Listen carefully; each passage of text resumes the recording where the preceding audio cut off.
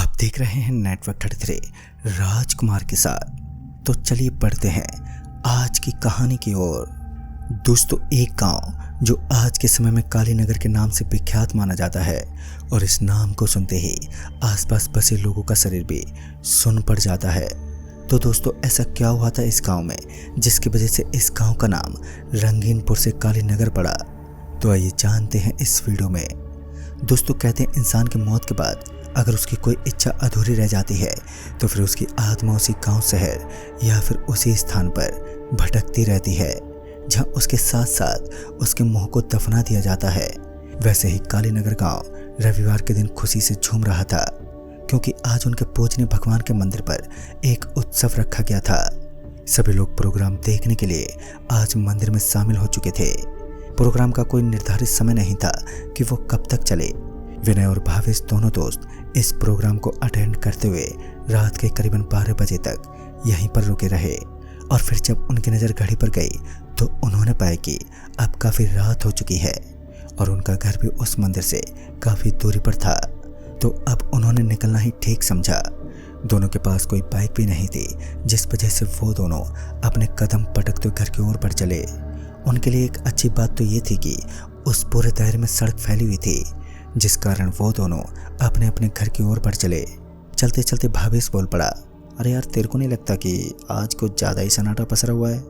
इस पर विनय एक हल्की सी मुस्कान देते हुए कहने लगा, वो तो होगा ही ना, आज शनिवार की रात है और गांव के कुछ लोग मेले में मौजूद हैं, तो कुछ डरपोक घर में आराम कर रहे हैं। भावेश और विनय इस बात को अच्छे से जानते थे कि गांव में कुछ ज़्यादा अंधविश्वास को बढ़ावा दिया जाता है, जिस वजह से लोग वीरानियत में निकलने की हिम्मत तक नहीं करते।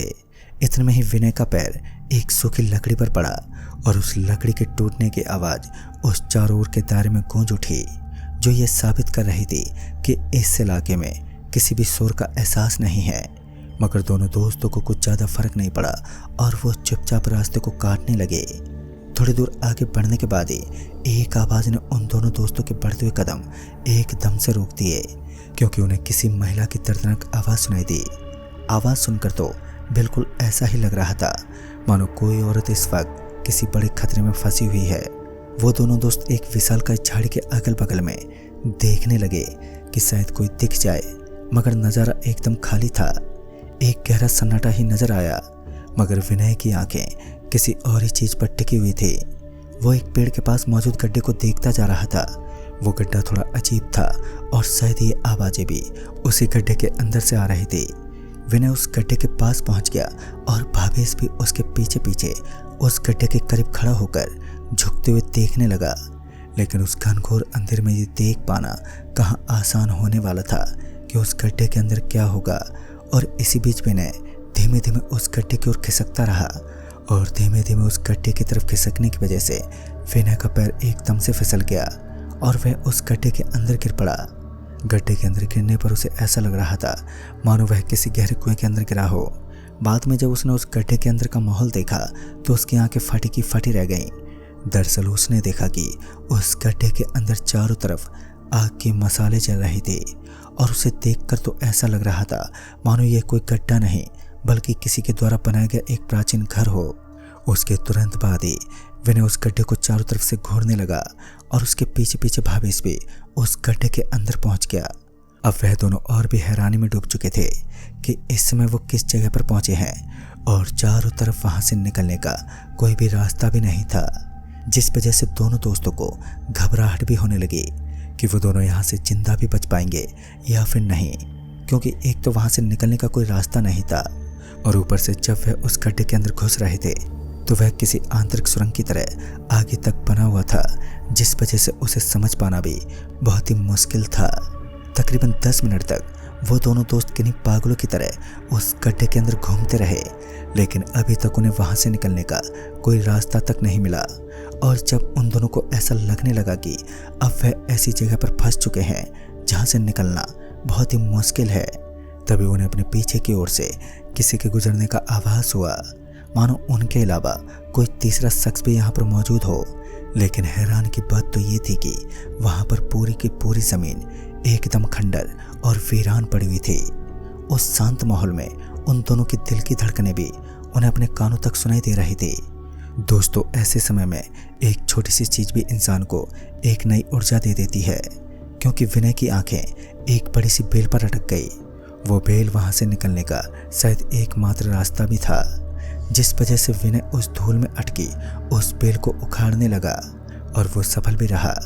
मगर जब उसने उस बेल को उखाड़ा तो खून की कुछ बूंदें अचानक ही उसके हाथ पर गिरी। विनय को कुछ समझ ही नहीं आया कि इस बेल से खून कैसे निकल सकता है। मगर जब उसने अपनी जेब में मौजूद माचिस निकाली और उस गुप्त अंधेरे के बीच उन खून की बूंदों को ठीक से देखने लगा तो उसे जरा भी समझ नहीं आया कि खून की यह ताज़ा बूंदें अचानक ही उसके हाथों पर कैसे गिर पड़ी।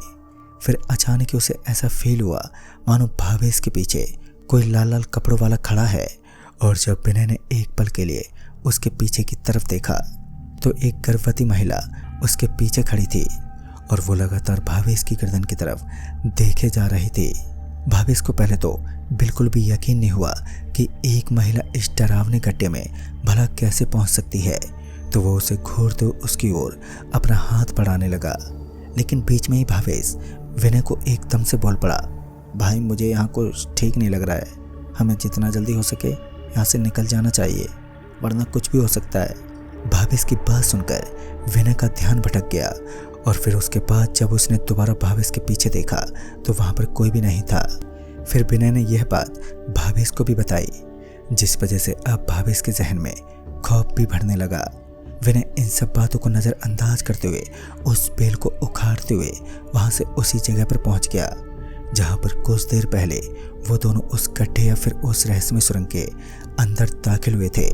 भावेश को टॉयलेट लगी, जिस वजह से वो एक कोने में जाकर हल्का होने लगा। दूसरी ओर विनय उस गड्ढे में उस छोटी सी बेल की सहायता से निकलने की फिराक में था, मगर इतनी देर से उसकी आंखें वहां पास में लगी छोटी छोटी सीढ़ियों को बिल्कुल भी नहीं देख पाई। विनय उन सीढ़ियों को देखते ही अपने दोस्त भावेश को आवाज़ देने लगा और फिर वो दोनों सीढ़ियों की मदद से उस गहरे गड्ढे के अंदर से बाहर निकल गए। और बाहर आने के बाद जब उन्होंने अपने चारों तरफ का नज़ारा देखा तो उन दोनों की आंखें खुली की खुली रह गईं। दरअसल इस बार वह अपने घर के एकदम करीब खड़े थे। वो दोनों समझ ही नहीं पाए कि उनके साथ हुआ तो हुआ क्या, क्योंकि उस गड्ढे से बाहर निकलने का स्थान तो कुछ और ही था। और थोड़ी देर के बाद इधर उधर भटकने के कारण वो दोनों ये भूल चुके थे कि वो उस गड्ढे से बाहर किस जगह से निकले थे और शायद अब वो गड्ढा वहाँ से गायब हो चुका था। फिर अच्छी बात तो ये थी कि वो दोनों उस रात सही सलामत अपने घर लौट आए और वो दोनों अपने अपने घर जाने के बाद आराम से सो गए। लेकिन दोनों के दिमाग में एक बात बार बार घूम रही थी कि आखिर वो सुरंग वाला गड्ढा एकदम से गायब कैसे हुआ। इधर विनय का दिमाग ये सोच रहा था कि आखिर वह गर्भवती महिला कौन थी जो थोड़ी दिखने में अजीब और साथ ही डरावनी लग रही थी। विनय का शरीर अभी भी कांप रहा था और समय बीतने के साथ ही विनय की आंखें बंद हो गईं। और जब सुबह हुई तो एक बार फिर वह दोनों दोस्त विनय के घर के सामने मिले और उस गड्ढे के बारे में बात करने लगे। और उन्होंने इस बारे में जब अपने बड़ों से बात की तो कोई भी ये नहीं जानता था कि उनके गांव के अंदर ऐसा कोई गड्ढा भी है जो सुरंग का दूसरा रूप है। बाद में उन दोनों दोस्तों ने इस बात को अपने दिमाग से निकाल दिया, मगर उन्हें क्या पता था कि असली मुसीबत से सामना करना तो अभी बाकी था। 2 दिन बीतने तक तो सब कुछ सही रहा, मगर एक रात जब दहशत की आंधी ने गांव के अंदर दाखिला लिया तो वो दोपहर का वक्त हो रहा था और भावेश किसी पागल कुत्ते की तरह इधर उधर भटकता हुआ विनय के पास पहुंचा और विनय का शर्ट पकड़ते हुए उसे घसीटने लगा। दुबले पतले शरीर में इतनी ताकत को देखकर विनय हैरान था, मगर भावेश का मूड आज भयानक लग रहा था। विनय चीखता और चिल्लाता रहा, मगर भावेश तो कोई बात सुनने के मूड में नहीं था। वो उसे खींचते हुए घर से बाहर ले आया, मगर तभी विनय के पापा जल्दी से बाहर निकले और बाहर निकलने के बाद वो भावेश के पास पहुंचे, मगर भावेश ने आज किसी को बर्दाश्त नहीं किया। तभी उसने विनय के पापा को एक जोरदार धक्का मारा, जिस वजह से विनय के पापा धड़ाम से नीचे गिर पड़े। आज भावेश ने अफरा तफरी मचा दी। पता नहीं उसका शरीर इतना ताकतवर कैसे बन गया कि वो विनय को लेकर एक ऐसी जगह पर लेकर पहुंच गया जहां पर सब कुछ एकदम खामोश दिखाई पड़ रहा था। इधर विनय पूरी तरीके से घबराया हुआ था। उसे नहीं मालूम था कि अब क्या होने वाला है। फिर अचानक ही भावेश बेहोश होकर जमीन पर गिर गया और ये देखकर विनय भी हैरान था कि बुरी ताकतें काले अंधेरे के बीच अपनी प्रचंड काली शक्तियां लेकर मनुष्य को खत्म करती हैं। लेकिन यहाँ का नज़ारा एकदम उल्टा था। जब विनय ने अपने चारों ओर मौजूद चीज़ों को घूरना शुरू किया तो उसे पता चला कि ये तो वही जगह है जहाँ पर वो गहरी सुरंग थी। बाद में धीरे धीरे भावेश को भी होश आने लगा और होश में आने के बाद भावेश भी चौंक उठा। शायद अब उसकी स्थिति एकदम नॉर्मल थी। छन छन की आवाज़ के साथ पूरा माहौल गूंज उठा।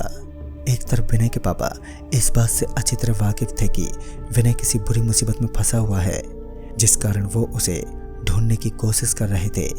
मगर विनय का अब तक कोई ठिकाना नहीं था। वह तो इस बात से भी अनजान थे कि अब उनके साथ क्या होने वाला है। और इधर विनय और भावेश दोनों ही खौफ के आंधी में बह चुके थे, क्योंकि वह पायलों की आवाज़ किसी और की नहीं बल्कि उसी गर्भवती महिला के पैरों से सुनाई दे रही थी। इस बार वो महिला विनय के सामने खड़ी थी, जिसका रूप देखने के बाद भावेश और विनय की रंगों में दौड़ता हुआ खून एकदम से पानी सा बन गया। उन दोनों के कांपते हुए हाथ पैर ये बता रहे थे कि इस वक्त वह किस दौर से गुजर रहे हैं। और फिर अचानक ही भावेश जोर जोर से चिल्लाता हुआ उसी गड्ढे में मौजूद पत्थरों को इधर उधर फेंकने लगा, लेकिन वो सारे पत्थर उस औरत के आर पार हो गए। विनय और भावेश दोनों अच्छी तरह से जानते थे कि उनके सामने खड़ी ये महिला कोई सामान्य औरत नहीं बल्कि एक डायन है और उन्हें किसी भी तरह यहाँ से बचकर निकलना होगा, वरना आज यह डायन उन दोनों को जिंदा नहीं छोड़ने वाली। विनय और भावेश दोनों ही उस सुरंग से बाहर निकलने का रास्ता जानते थे, लेकिन उनके सामने एक मुसीबत खड़ी थी। और तभी भावेश को अपने प्राइवेट पार्ट में जोर से दर्द होने लगा। ये दर्द इतना जोर का था कि भावेश जोर जोर से चीखने और चिल्लाने लगा। तभी वो वहीं एक कोने में बैठ गया और उसे एक जगह से काला काला धुआं निकलता हुआ दिखा। इस धुएं को देखने के बाद विनय ये समझ चुका था कि इस दर्द का कारण क्या है, क्योंकि भावेश ने ही उस रात उस जगह पर टॉयलेट की थी और शायद ये जगह किसी मरे हुए इंसान का स्रोत है, जिस कारण यह आत्मा उनके पीछे पड़ी है। अब जो होना तो वह तो हो चुका था। विनय को अब अपनी जिंदगी बचाने का सिर्फ एक ही रास्ता नजर आने लगा। वो अपने घुटनों के बल पर उस गर्भवती महिला के सामने बैठ गया और अपने दोस्त की गलती के लिए वो माफ़ी मांगने लगा। कहते हैं कि सारी आत्माएं अक्सर बुरी होती हैं, लेकिन कहीं ना कहीं ये बात झूठ भी साबित होने वाली थी, क्योंकि जैसे ही विनय उस औरत के सामने गिड़गिड़ाने लगा तो वो औरत वहाँ से गायब हो गई और भावेश की जान में जान आई और वह दोनों तुरंत ही वहाँ से उठकर अपने घर पहुँच गए। और फिर घर पहुँचने के बाद विनय ने अपने साथ हुई घटना के बारे में अपने घर वालों को बताया तो उन लोगों ने बताया कि वो गर्भवती महिला कुछ सालों पहले इसी गांव की निवासी थी, मगर अपने घर के आपसी झगड़ों की वजह से उस औरत को घर से निकाल दिया गया और वह औरत एक गुफा में रहने लगी। लेकिन एक दिन अचानक ही उसकी मौत हो गई। लोगों का कहना है कि आज भी उस औरत की आत्मा वहीं पर भटकती है, जो एक गर्भवती महिला थी। दोस्तों, इसलिए कहा जाता है कि हमें अक्सर उन चीज़ों का ध्यान रखना चाहिए जो कि इस दुनिया से अनजानी होती हैं, लेकिन भगवान की मेहरबानी थी कि उस दिन भावेश की सूझबूझ के कारण उन दोनों की जान बच गई। तो दोस्तों, इस कहानी में बस इतना ही। तब तक के लिए बाय एंड टेक केयर।